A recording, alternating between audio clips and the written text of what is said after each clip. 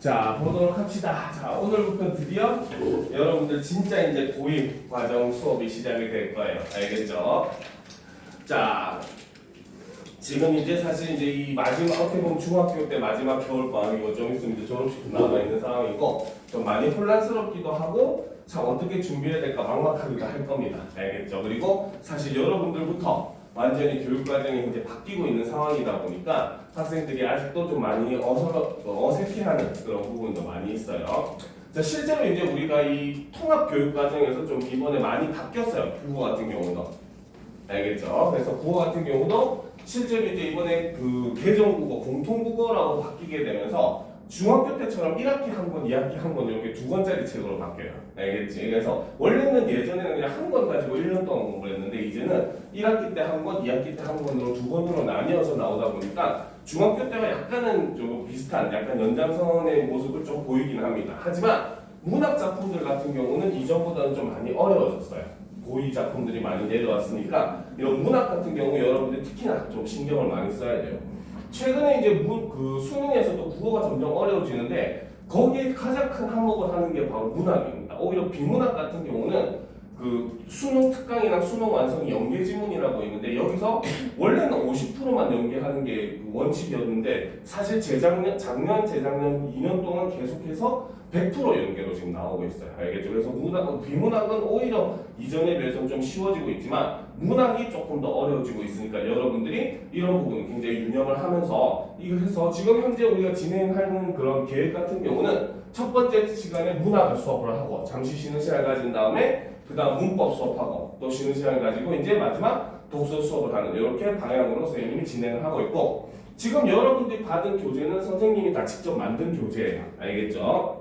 그래서 문학 같은 경우는 특히나 이제 이 주변 지역 학교들의 그 2025학년도 교과서를 다 조사를 해보니까 대부분 학교들이 이제 미래엔 아니면은 비상과 교과서를 고등학교가 다 채택을 했어요. 알겠죠? 그러다 보니까 이 교재도 그 여러분들 개정 교과 과정에 있는 작품들을 좀 모아가지고 시, 소설, 그 다음에 뭐 수필, 극문학 이런 식으로 해서 파트를 나눴거든요. 자, 그래서 나눠가지고 여러분들이 거기에 좀 익숙해질 수 있던 작품을 모았는데 그 중에서도 특히 미래인이나 비상 쪽 교과서를 중심으로 해서 작품들을 좀 많이 모았어요. 알겠죠? 물론 다른 교과서에 실려있는 작품들도 조금 있기도 하고 그 외에 이제 여러분들이 좀 계속 배워보면 알겠지만 교과서 확장 작품이라고 해서 선생님이 좀 연관성이 있는 다른 작품들도 함께 실어놨으니까 여러분들이 그런 걸 같이 공부해보면 문학을 보는 눈이 넓어져요.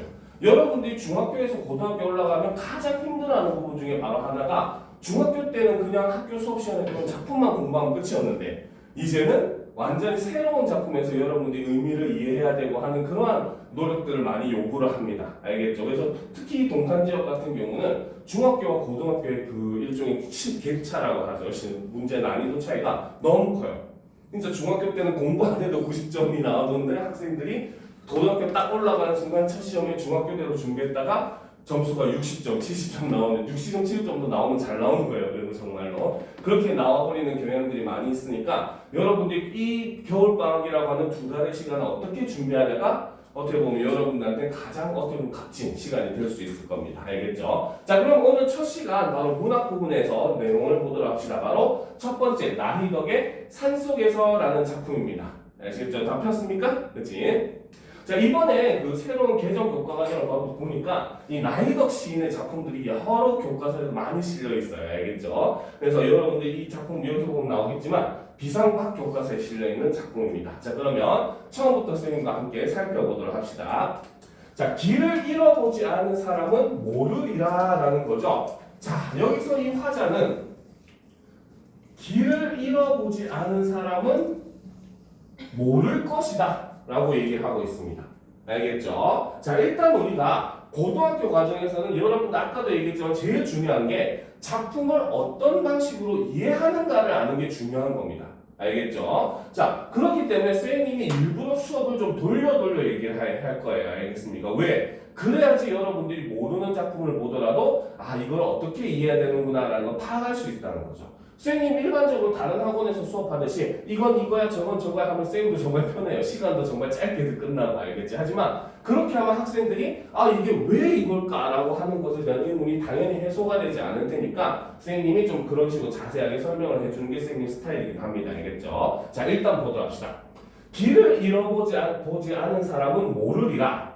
터덜거리며 걸어간 길 끝에 멀리서 밝혀져 오는 불빛의 따뜻함을이라고 되어 있죠. 그렇죠? 자 일단 우리가 여기서 간략하게 먼저 한번 살펴볼 수 있는 게 사실 여기서부터 여기까지 있는 내용은 문장으로 따지면 어디?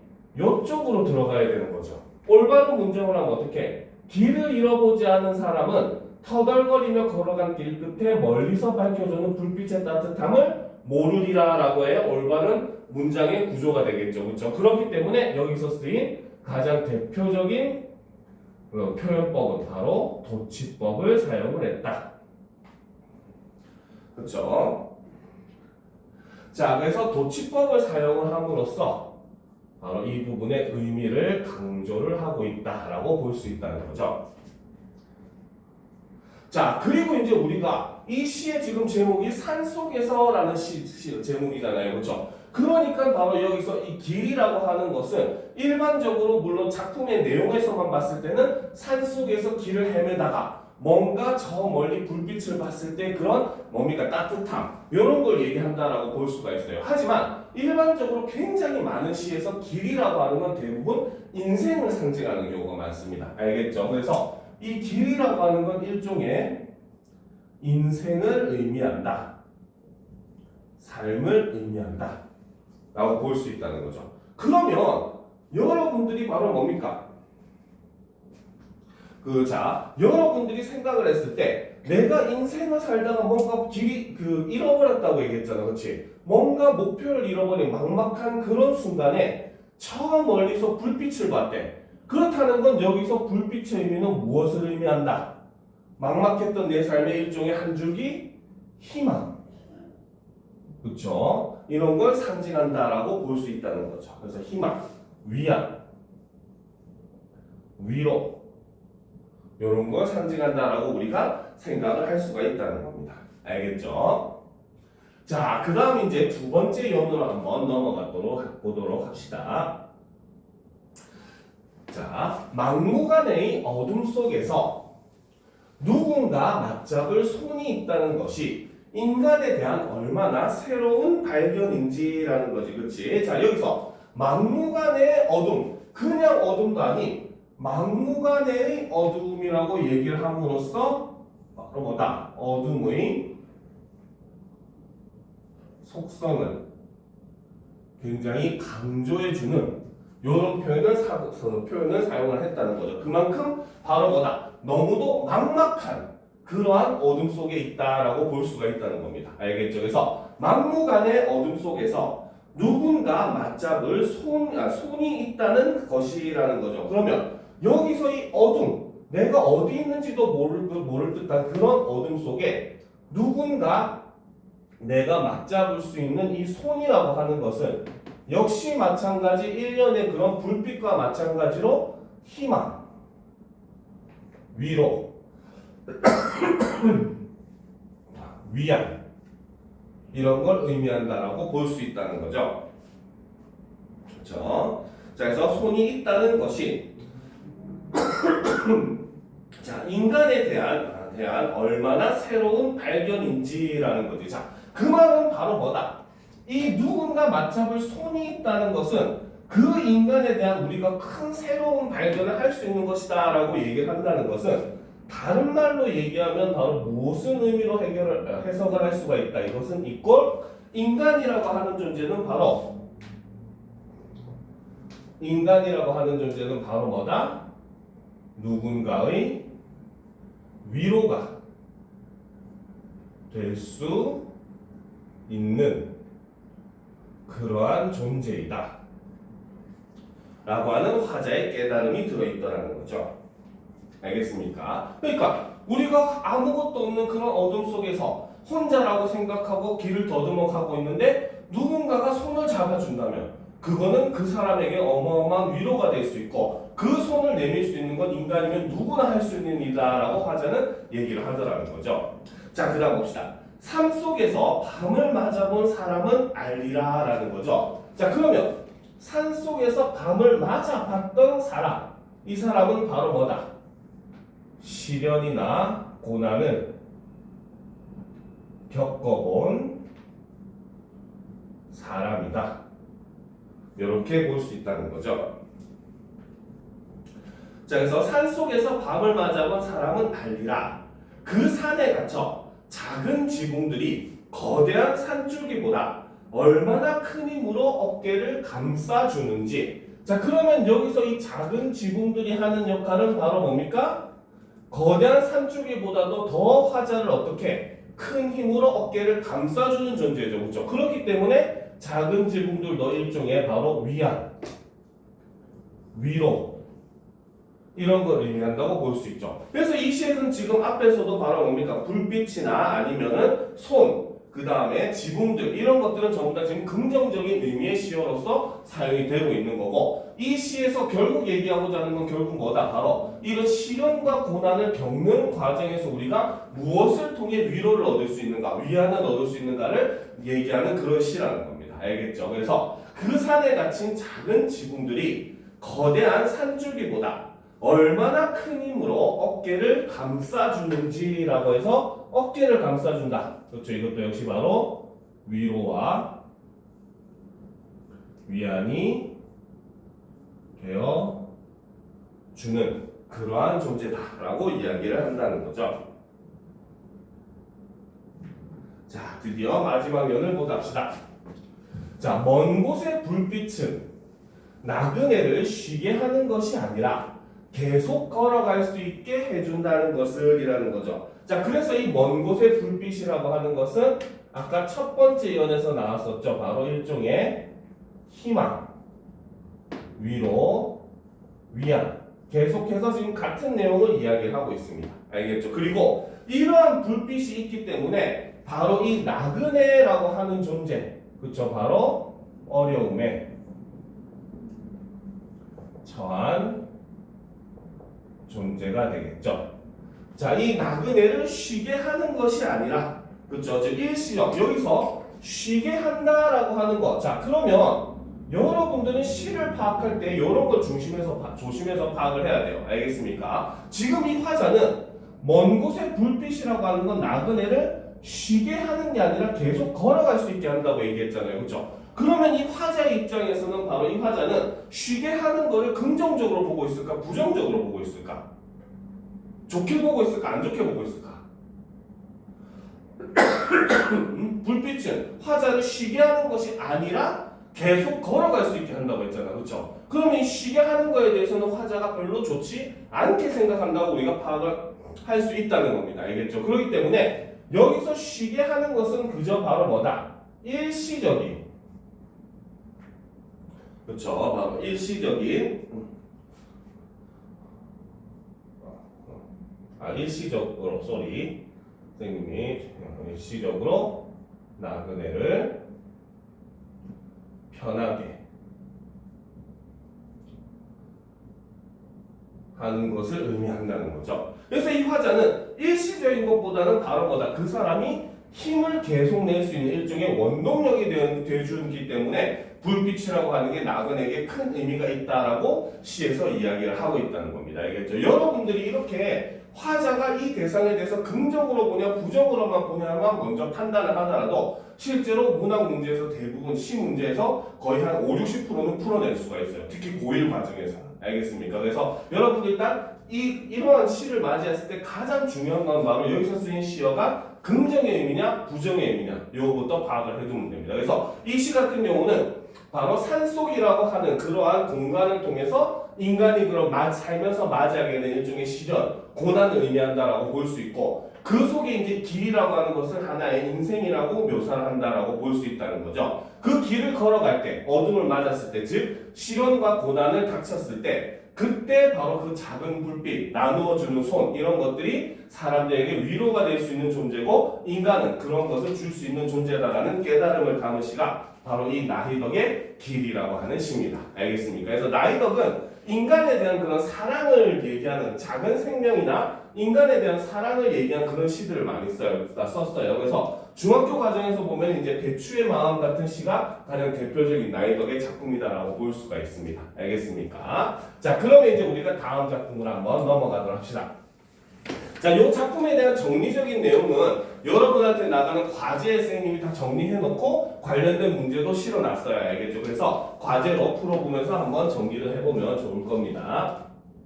자, 여기서 다음은 이제 교과서 심화 작품인데 요거는 다 수업을 해주기는 힘들어요. 알겠죠? 그래서 이거는 그냥 여러분들 교과서에 실리지 않은 작품이지만 함께 읽어보면 좋은 작품이라서 선생님이 실어놓은 거니까 우리는 일단 이번 시간에는 교과서 작품들 중심으로 수업을 할 겁니다. 자, 그 다음 작품이 바로 윤동주의 길이라고 하는 작품입니다. 보도록 합시다. 폈습니까? 그렇죠? 자, 윤동주 시인 가장 대표적인 저항 시인이죠. 그렇죠? 하지만 우리가 윤동주 시인 하면은 여러분들이 무조건 기억해야 되는 게 있습니다. 바로 반성과 성찰 그리고 부끄러움에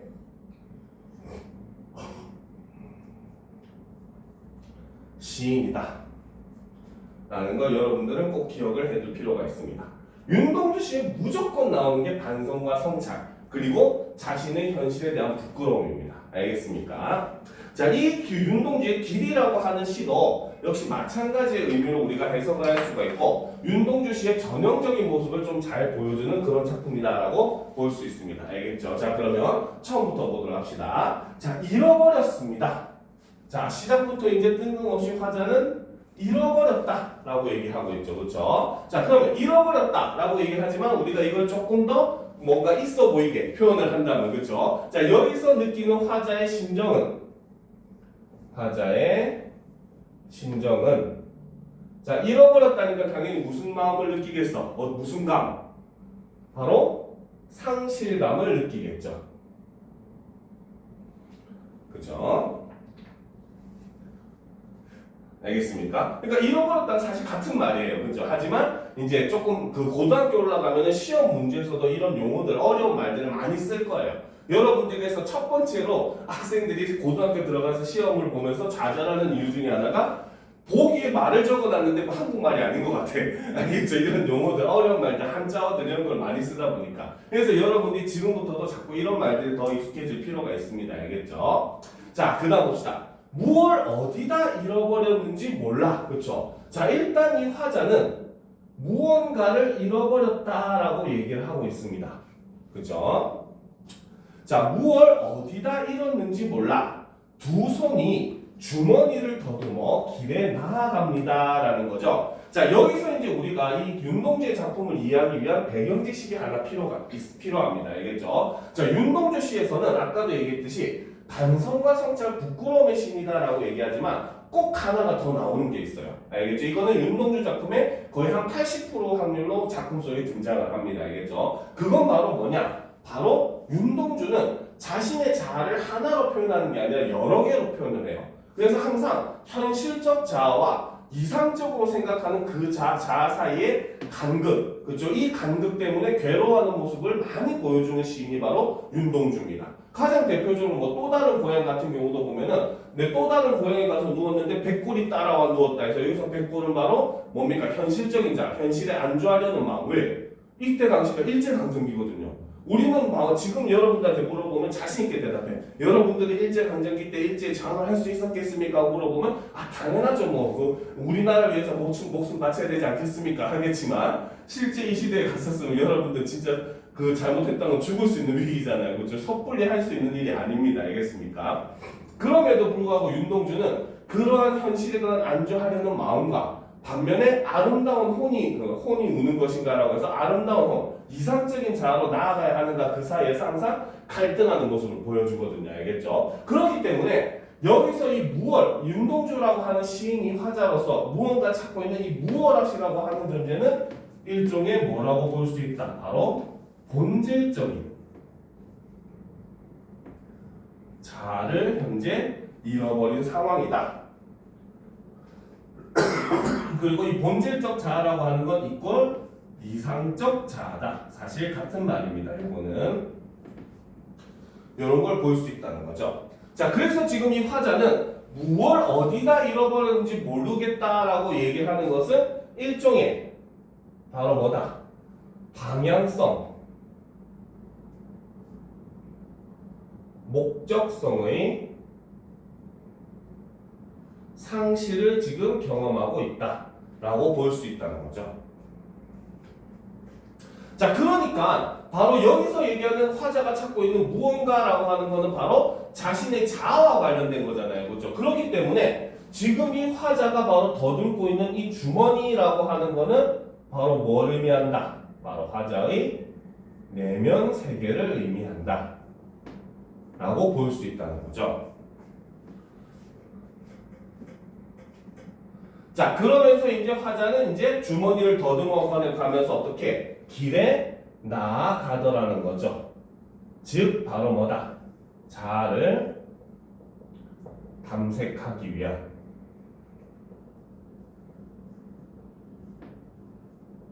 과정이자 노력이 된다 라고 볼 수 있다는 겁니다.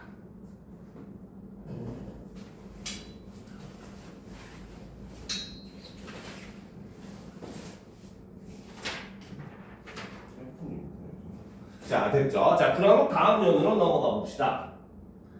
자, 돌과 돌이 끝없이 연달아 길은 돌담을 끼고 갑니다 라는 거죠. 자, 지금 화자는 뭔가를 찾으러 나왔는데 지금 옆에 길은 전부 다 돌담으로 쫙 둘러싸여 있어. 그렇죠? 그렇다는 건 뭔가를 찾는 게 쉽다 어렵다?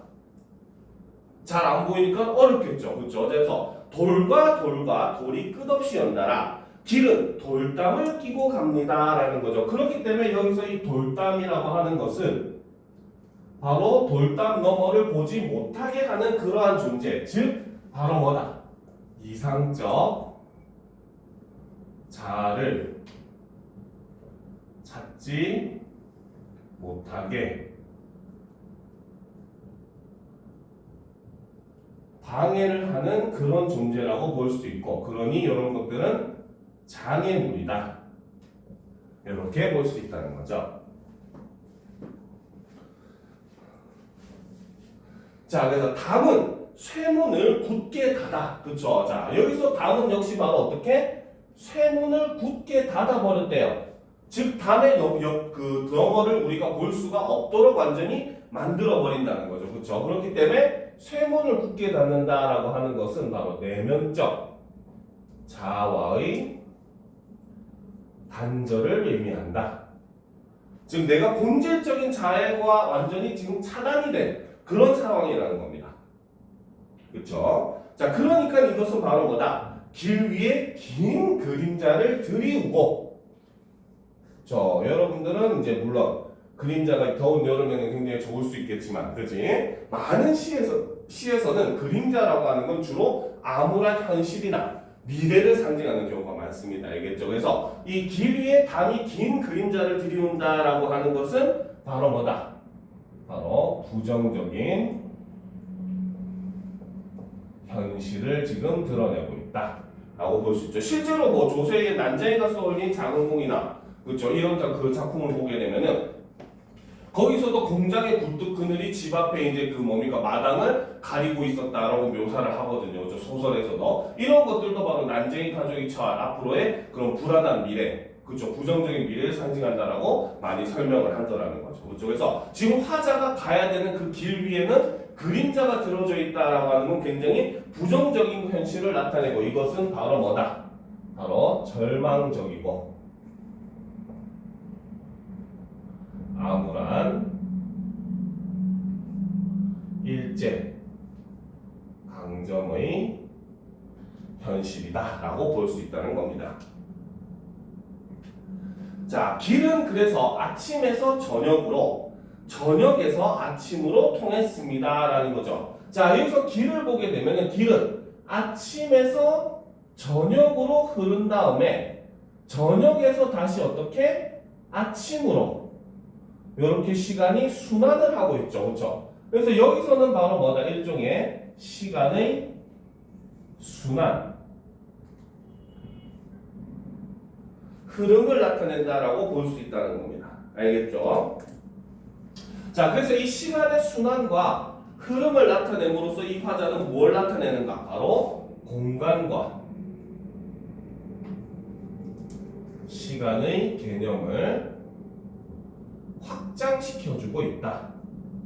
자, 말이 좀 어렵지만 사실 이거는 바로 뭐다? 즉, 지금 당장 이 순간 이 하루에 끝나는 문제가 아니라는 것을 지금 얘기를 하고 이러한 과정이 자꾸 이어지고 있다라고 보시면 되는 거죠. 알겠습니까? 그래서 이를 통해서 화자는 바로 뭐다? 바로 끊임없이 이어지는 자아 탐색의 과정을 이렇게 보여주더라라는 겁니다. 자, 그 다음 예를 보면, 그쵸. 자, 돌담을 더듬어 눈물 짓다. 그쵸. 지금 화자는 바로 뭡니까? 돌담을 아무리 더듬어 보더라도 자아를 찾을 수 없기 때문에 화자는 결국 눈물을 지을 수밖에 없더라는 거죠. 그쵸. 그래서 바로 여기서 화자는 바로 절망감을 느끼고 있다는 거죠. 참된 자아를 찾지 못한 절망감을 느끼고 있고, 그렇기 때문에 화자는 바로 뭐다? 쳐다보면 하늘은 부끄럽게 푸릅니다 라고 얘기를 하고 있죠. 즉 여기서 이 하늘이라고 하는 것은 화자에게 있어서는 바로 뭐다? 자아 성찰의 매개체 역할을 한다는 거죠. 즉 하늘 때문에 내가 나를 찾게 만드는, 즉 내가 지금 하고 있는 행동이 부끄럽다는 걸 알려주는 그러한 존재가 여기서는 하늘이다라고 볼 수가 있다는 거야. 그래서 이것은 화자에게 있어서는 자아 성찰의 매개체이자 플러스 바로 뭐다? 바로 화자의 행동이 부끄러운지 것인지 판단해주는 윤리적 기준이 되는 그러한 존재다 라고 볼 수 있다는 거죠. 이러한 내용은 윤동주의 서시에도 나옵니다. 서시에도 첫 구문이 바로 뭐냐면 하늘을 우러러 한점 부끄러움이 없기를 잎새에 있는 바람에도 나는 괴로워했다 이렇게 얘기를 하거든요. 여기서도 바로 화자는 하늘을 보고 내가 부끄럽지 않기를 바란다 라고 이야기를 함으로써 이 하늘이라고 하는 게 내가 하는 행동이 부끄러운 것인지 아닌지를 판단해주는 일종의 윤리적 판단의 기준이 돼주는 그런 존재다라고 볼 수 있다는 거죠. 그런데 화자는 지금 이 하늘을 보면서 어떤 마음을 느낀다? 바로 부끄럽게 푸릅니다 라고 얘기를 함으로써 저희 부끄럽게 라고 하는 게 바로 뭐다? 화자의 심정이자 바로 자기 반성의 결과가 되더라 라는 겁니다. 알겠습니까? 결국 내 삶을 내가 돌아봤더니 너무나 부끄럽다라고 하는 결론이 나오더라는 거죠. 알겠습니까? 자, 그 다음 보도록 합시다. 자, 풀 한 폭이 없는 이 길을 걷는 것은 담 저쪽에 내가 남아있는 까닭이고, 그렇죠? 자, 지금 화자가 걸어가는 그 길은 바로 풀 한 폭이조차 없는 이 길이라고 하는 거죠. 그렇죠? 그러면 여기서 화자가 걸어가는 이 길, 즉 화자가 처해 있는 현실은 굉장히 어떻다? 바로 삭막하고 절망적인 현실을 나타낸다. 이렇게 볼 수 있다는 거고, 자, 그런데 화자는 하지만 이 길을 걸어가고 있어요. 왜? 그것은 담 저쪽에 내가 남아있기 때문이라는 거죠. 그러면 지금 내가 분신술을 써가지고 두 명이 나와 있는 거야. 그렇지? 담 저쪽에 내가 한 명이 존재를 하는 거잖아요. 그렇죠? 그래서 여기에 나오는 이 나라고 하는 존재가 바로 뭐다? 본질적인 자, 본질적 이상적 자아다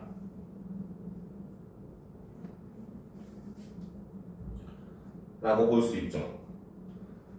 자, 그래서 담 저쪽에 내가 남아있는 까닭이고, 내가 사는 것은, 그러면 여기서 그 마지막 연에 나온 이 나라고 하는 존재는 바로 뭐야? 이 담조 쪽에 남아있는 또 다른 나를 찾아가는 존재잖아요. 그렇죠? 그러면 여기서 지금 살아가는 나라고 하는 그렇죠? 나라고 하는 존재는 휴대폰이 혼자서 하는 거기 때문에 자 여기서 나라고 하는 존재는 바로 뭐다? 현실적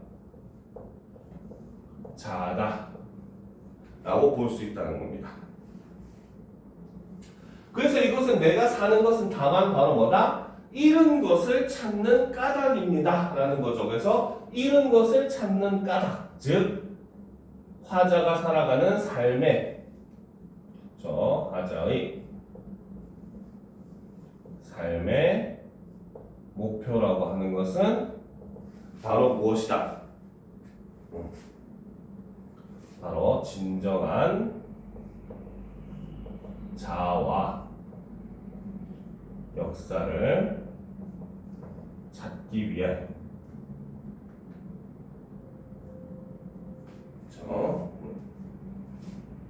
위한 결의, 다짐. 그래서 의지적인 표현을 나타냄으로써 시를 마무리를 하고 있는 겁니다. 알겠죠? 윤동주 씨는 항상 이런 구조예요. 알겠습니까? 처음에는 자신을 반성하고 그 결과 내가 부끄러웠고 그리고 마지막에는 하지만 그래도 나는 이렇게 이상적인 자아를 향해서 힘을 낼 것이다 라는 일종의 의지적인 태도로 마무리하는 게 이런 윤동주 씨의 특징입니다. 알겠죠? 그런 모습을 그대로 보여주죠. 그래서 앞부분에서는 상실감, 바로 본질적 자아를 상실했다는 상실감을 얘기해주고 거기서 부정적 현실 속에서 방황하는 자신의 화자의 모습을 담고 있다는 겁니다. 알겠죠? 하지만 그래도 화자는 저기 이상적 자아가 존재하고 있다는 것에 대한 믿음을 가지고 있고 결국 마지막에는 그 이상적 자아로 나아가겠다는 자신의 의지를 제시를 함으로써 시를 마무리를 하고 있다는 거죠. 알겠죠? 그래서 이런 것들이 바로 윤동주 씨의 대표적인 그러한 특징이다라고 보시면 됩니다. 알겠습니까? 자, 그러면 이제 또 다음 작품으로 넘어가도록 합시다.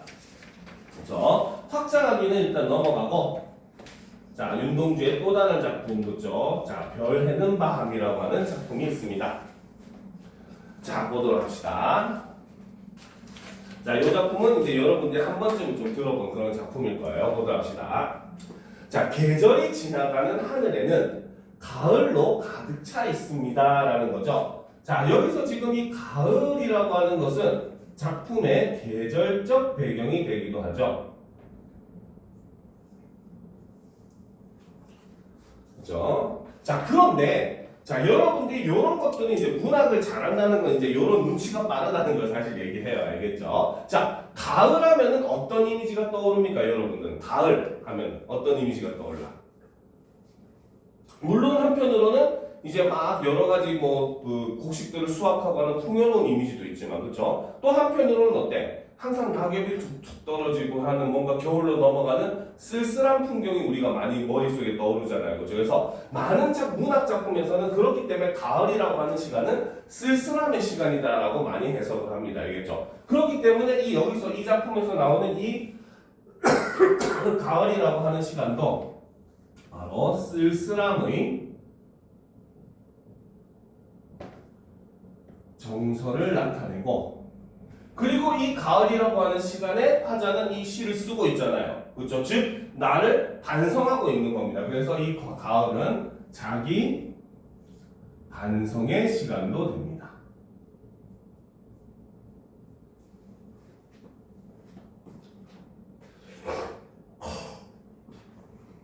됐습니까? 자, 그 다음 계속 보다 합시다. 그래서 계절이 지나가는 하늘에는 가을로 가득 차 있습니다 할 때 씁니다. 네, 묻히도록 합시다. 색깔 다른 걸로. 자, 그래서 여기서는 네모친 것들은 전부 다 가군을 형성을 하죠. 바로 뭐뭐 비웁니다 의 반복을 사용함으로써 운율을 형성을 합니다.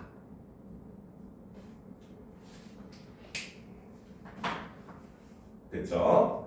자, 계속 보도록 합시다. 자, 나는 아무 걱정도 없이 가을 속의 별들을 다 헤일 듯합니다 라는 거죠. 자, 여기서 당연히 나라고 하는 존재가 나왔으니까 요 나는 바로 시적 화자가 되겠죠. 자, 그래서 이 화자는 바로 뭐다? 아무런 걱정도 없이 일종의 뭐 순수한 마음으로 저 가을 속의 별들을 다 헤일 듯 합니다. 라는 거죠. 자, 그러면 여기서 이 별이라고 하는 시어가 등장을 합니다. 그렇죠? 일반적으로 우리가 시에서 별이라고 하면 뭐 희망 이런 걸 상징한다라고 볼 수 있어요. 그런데 뒤에 보면 알겠지만 그 별을 통해서 화자는 하나하나 과거 고향에서 알았던 그 친구들의 모습과 뭐 산에서 만났던 동물들의 모습과 이런 것들을 막 떠올리거든요. 알겠죠? 그렇기 때문에 이 시에서 별이라고 하는 것은 바로 뭐다? 과거 회상의 매개체 역할을 해주는 그러한 존재입니다. 알겠습니까? 자, 그리고 그렇죠. 바로 그러면서 또 동시에 아름다움, 그 다음 순수, 이상 이런 걸 의미하기도 합니다. 자, 계속 보도록 합시다. 좀 올려놓고. 자, 가슴 속에 하나 둘 새겨지는 별을 이제 다 못해는 것은 자, 쉬 아침이 오는 까닭이요. 그렇죠? 자, 내일 밤이 남은 까닭이요. 아직 나의 청춘이 다하지 않은 까닭입니다. 라는 거죠. 즉 바로 뭐다?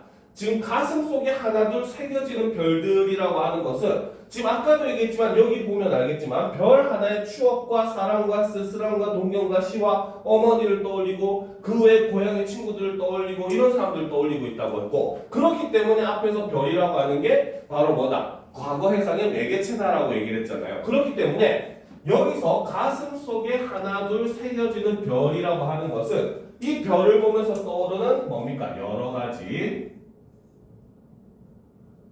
상념들을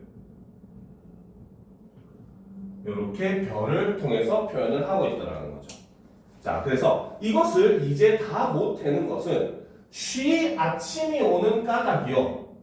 자, 아침이 되면 날이 밝으니까 별이 안 보이겠죠. 그렇죠? 그러니까 별을 세지 못한다. 즉 아침이 오기 때문에 별을 보지 못하는 건 일종의 세지 못하는 건 현실적인 제약에 해당한다 라고 볼 수 있다는 거고, 그 다음 내일이 남은 까닭이요. 하지만 나는 바로 뭐다?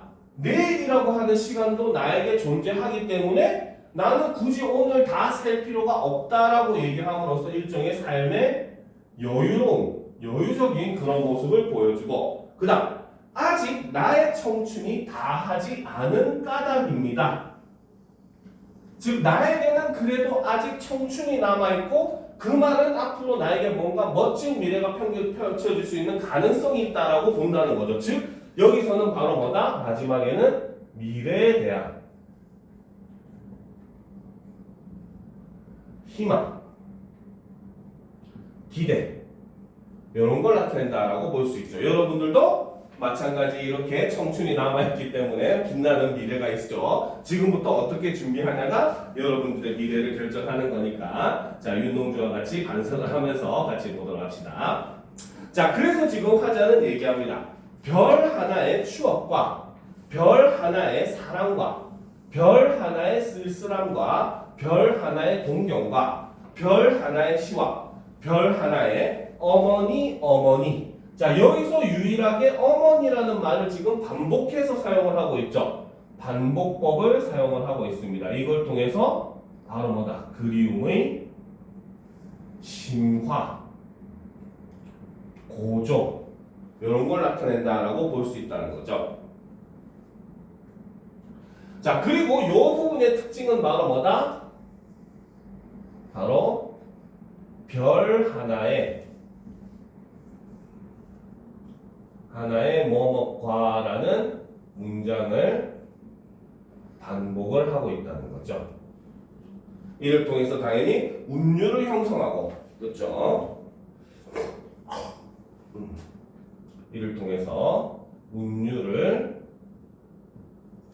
형성을 하고 바로 그리움의 정서를 연결시켜주는 그러한 역할을 한다는 거에서 별 하나와 내가 그리워하는 대상, 또 하나와 그리워하는 대상 이렇게 하나하나 연결함으로써 점점점 그리움이 고조되는 모습을 이렇게 표현을 해주고 있다는 겁니다. 알겠죠? 자, 그런데 이제 이 시의 특징적인 부분이 하나가 있죠. 바로 이 부분에서는 갑자기 시가 산문시처럼 바뀌어버려요. 그렇지? 자, 운율에서 변화가 일어납니다. 이게 굉장히 이 시에서 또 중요한 부분 중에 하나예요. 알겠습니까? 자, 이 부분에서는 그쵸? 자, 어머님이라고 얘기를 함으로써 그쵸? 자, 여기서는 담화체 형식으로 바로 상대에게 말을 거는 듯한 문체를 사용을 합니다. 그래서 담화체 형식을 사용을 함으로써 그렇죠. 바로 운율의 변화를 일으키죠. 그래서 앞에는 별 하나의 추억과 별 하나의 사랑과 별 하나의 쓸쓸함과 별 하나의 동경과 별 하나의 시와 별 하나의 어머니 했다가 갑자기 사모시처럼 어머니 나는 별 하나의 아름다운 말 한마디씩 불러봅니다. 소학교 때에서 말이 좀 뭡니까 호흡이 굉장히 가빠지는 굉장히 빨라지는 그런 모습을 보여줍니다. 그래서 운율의 변화를 가져오고 여기서도 바로 그리움의 정서가 고조되는 모습을 이렇게 일부러 운율을 변화시켜서 표현을 해주고 있다는 거죠. 알겠습니까? 자, 그래서 봅시다. 나는 별 하나에 아름다운 말 한마디씩 불러봅니다. 소학교 때 책상을 같이 했던 아이들의 이름과 태경옥 이런 이국 소녀들의 이름과 벌써 애기 어머니가 된 계집애들의 이름과 가난한 이웃 사람들의 이름과 비둘기, 강아지, 토끼, 노새, 노르, 프랑시스 잠, 마이너 마리아 릴케 이런 시인의 이름을 불러봅니다 라는 거죠. 그렇죠? 자, 여기서 이제 우리가 여기서 보면 갑자기 처음에는 막 고향에 있는 대상들을 얘기하다가 비둘기, 강아지, 토끼, 노새, 노루와 같은 이런 존재를 얘기하죠. 그렇죠? 이런 것들은 전부 다 바로 순수한 존재들을 얘기를 합니다. 자, 그리고 프란시스 잠, 라이너 마리아 릴케, 그렇죠? 이거는 시인들이에요. 알겠습니까? 자, 그래서 이런 사람들은 바로 뭐다? 자연과 바로 인간 존재에 대한 시를 썼던 시인들입니다. 알겠죠? 요 시인들의 이름은 참 재미있게도 이제 백석시에도 등장을 합니다. 백석시도 똑같이 이 윤동주의 시에서 많은 영감을 받았는지 모르겠지만 유사한 시를 써요. 알겠죠? 백석의 시에서도 보면 나도 이렇게 뭐 이런 비둘기, 뭐 강아지, 토끼, 노새, 노루 같은 뭐 동물들과 같이 그리고 프랑시스 잠, 라이너 마리아 릴케 이런 시인들과 같이 뭐 이런 식으로 얘기를 하거든요. 그래서 백석의 시에도 유사한 모습을 보여줍니다. 그래서 어떻게 보면 여기서 말하는 이 순수한 존재들이나 프랑시스 잠, 라이너 마리아 릴케 이런 시인들 같은 경우는 화자가 그리워하는 대상이라기보다는 이상적으로 여기는 존재들, 내가 닮고 싶어하는 그런 존재들의 모습이라고 볼 수가 있는 거예요. 알겠죠? 자, 그 다음 넘어가도록 합시다.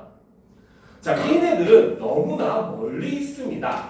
별이 아스리 멀듯이라는 거죠. 즉, 지금 이런 존재들과 화자는 바로 뭐다? 너무나 멀리 있더라는 거죠. 별이 저 멀리 있는 것처럼.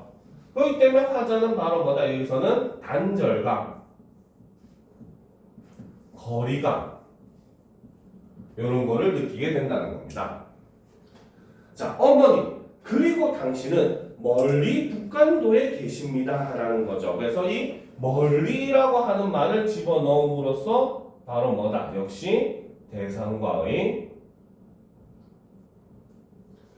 정서적 거리감을 이렇게 표현을 해주고 있다라고 볼 수 있다는 거죠.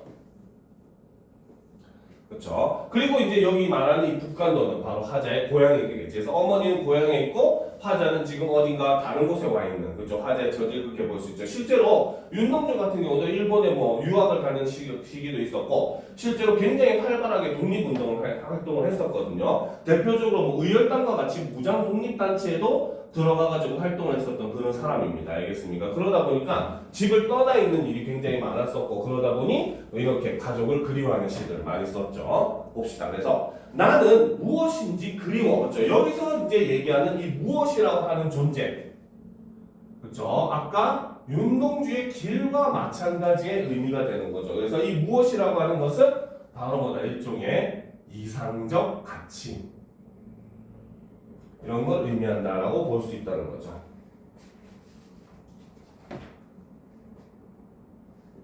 자, 보다 합시다. 그래서 나는 무엇인지 그리워. 자, 이 많은 별빛이 내린 언덕 위에 내 이름자를 써보고, 그렇죠? 화자는 지금 자신의 이름을 언덕 위에 써본다는 것은 바로 자성찰의 행위를 한 것이다.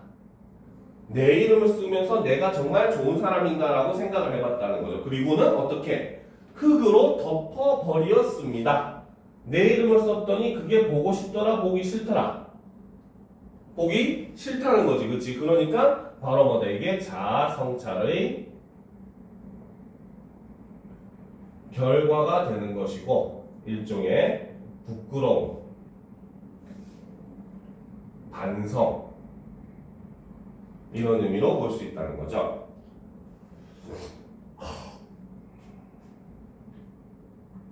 자, 따는 밤을 새워 우는 벌레는, 자, 이 벌레가 살고 있는 것 시간은 바로 밤이라는 시간이라는 거죠. 즉 그 말은 바로 뭐다? 현실이 밤과 같이 어둡다. 바로 암울한 현실을 나타내고, 자, 이 밤을 새워 우는 벌레는 부끄러운 이름을 슬퍼한다라고 얘기했죠. 자, 지금 이 시에서 자신의 부끄러운 이름을 슬퍼하는 사람은 사실 벌레입니까? 화자 자신입니까?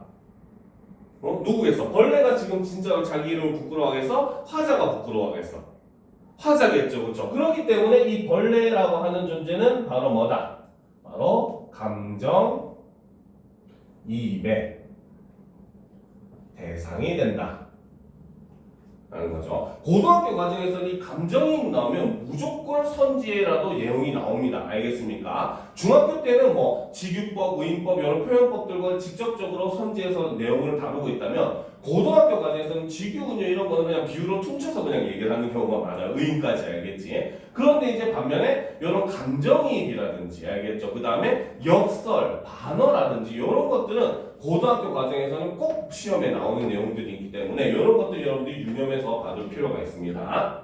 자, 그래서 계속 보답시다. 그래서 따는 밤을 새워 우는 벌레는 부끄러운 이름을 슬퍼하는 까닭입니다. 라는 거죠. 즉, 이 부끄러운 이름. 그쵸, 바로 무기력한 자신에 대한 반성을 나타내주는 그런 모습이고, 자기 성찰을 한 결과 나는 지금 현재 부끄러운 사람이다 라고 하자는 생각을 하고 있더라는 거죠. 알겠습니까?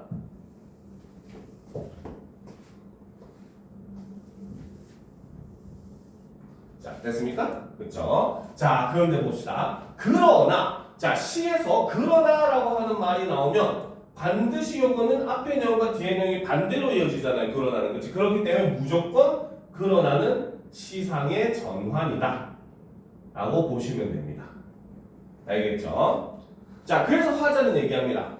겨울이 지나고 나의 별에도 봄이 오면이라는 거죠. 자, 그러면 지금 화자가 있는 이 시간은 바로 겨울.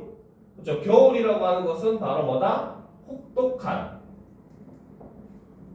현실. 즉 밤과 마찬가지로 일제강점의 그런 암울한 현실을 나타낸다라고 볼 수가 있고, 그렇죠? 이 겨울이 지나고 나의 별에, 자, 화자가 살고 있는 이 별은 바로 화자가 사는 조국, 그렇죠? 국토, 민족 이런 의미로 볼 수 있고, 그러면 일제강점기에 오는 이 봄이라고 하는 것은 바로 뭐다? 조국의 광복이다 라고 볼 수 있다는 거죠. 자, 그래서 나의 별에도 봄이 오면 무덤 위에 파란 잔디가 피어나듯이, 자, 무덤 하면은 무엇이 생각납니까? 무덤 하면 뭐가 생각나? 사람이 죽는 거잖아요, 그렇죠? 그렇기 때문에 무덤은 바로 죽음의 이미지입니다. 알겠죠? 자, 당연히 그 무덤 밑에는 시체가 묻혀 있을 거 아니에요, 그렇지? 그런데 그 시체 위에 파란 잔디가 피어난대요, 그렇죠? 그러면 여기서 파란 잔디는 바로 뭐다? 부활, 재생을 나타낸다 라는 걸 의미한다고 볼 수 있고, 피어나듯이, 뭐뭐듯이, 뭐뭐같이, 뭐뭐처럼, 뭐뭐인 양, 무슨 법? 비유 중에서도 지규에 해당하는 거죠. 그죠? 그래서 무덤 위에 파란 잔디가 피어나듯이 내 이름자 묻힌 언덕 위에도 자랑처럼 풀이 무성할 계획이다라는 거야. 지금 나는 그 우리 조국에, 내가 사는 별에 봄이 왔을 때 살아있다고 생각할까, 살아있지 않다고 생각할까? 화자는 바로 자신은 그때는 살아있지 않을 것이다 라는 거죠. 왜? 내 이름자 묻힌 언덕이라고 얘기했잖아요, 그렇죠? 즉 바로 뭐다? 여기서는 나는 그때는 죽어 있을 거지만 그냥 의미 없이 죽진 않을 거라는 거야. 어떻게? 조국을 위해서 내가 희생을 하겠다라는 의미가 되기 때문에 여기서는 바로 자기 희생의 의지를 드러낸다라고 볼 수 있고, 이런 걸 우리는 고등학교에서 조금 어려운 말로는 속죄양 모티브다 라고 얘기합니다. 속죄양 모티브는 그 유대교 그런 그 의식에서 나온 말인데, 유대인들은 옛날에 이제 뭔가 잘못을 저지르면 신한테 자기가 키우던 양을 한 마리 잡아서 바침으로써 용서를 구했대요. 그렇기 때문에 양의 입장에서는 주인을 위해서 희생을 한 게 되잖아, 그렇지? 그래서 문학에서 이렇게 무언가 목적을 위해서 자신을 희생하려고 하는 그런 모습을 속죄양 모티브라고 얘기를 하고, 특히 우리나라 같은 경우는 이런 일제강점기 문학 작품에서 이런 속죄양 모티브가 많이 드러나고 있습니다. 알겠죠? 하지만 그러면서 하자는 얘기죠. 그 내가 이렇게 희생을 한 이후에, 그렇지? 우리 별에는 어떻게 자랑처럼 풀이 무성할 것이다 라고 하면서 바로 뭐다? 저는 미래에 대한 희망을 통해서 글을 마무리를 하고 있다는 겁니다. 알겠습니까? 그리고 화자의 의지, 이런 걸 들어야죠. 그런데 단 조심할 거는, 여기서 화자는 내가 희생해서 이런 결과가 올 거라고 얘기하는 건 아니에요. 알겠습니까? 화자는 단지 뭘 얘기한다? 이렇게 나도 희생을 할 거고, 그리고 반드시 내 조국에는 뭡니까? 광복이 찾아올 것이다 라고 확신을 하고 있는 거지, 내가 희생했기 때문에 우리가 광복을 맞이하는 거다 라는 뜻은 아니라는 것도 여러분들이 주의를 할 필요가 있습니다. 알겠죠? 자, 이번 시간 수업은 여기까지 하고, 알겠습니까? 10분 정도 쉰 다음에 이제 5분에 이어서 이제 문법으로 들어가겠습니다. 알겠죠?